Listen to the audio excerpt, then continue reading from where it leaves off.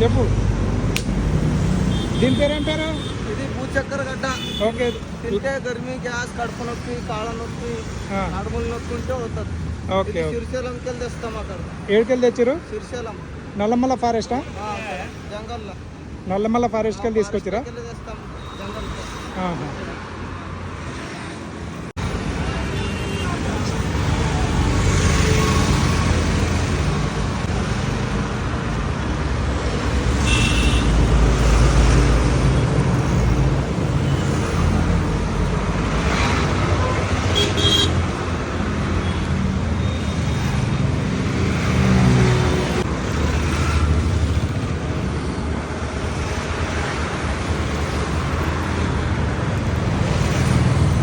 దీని పేరు ఏం పేరు?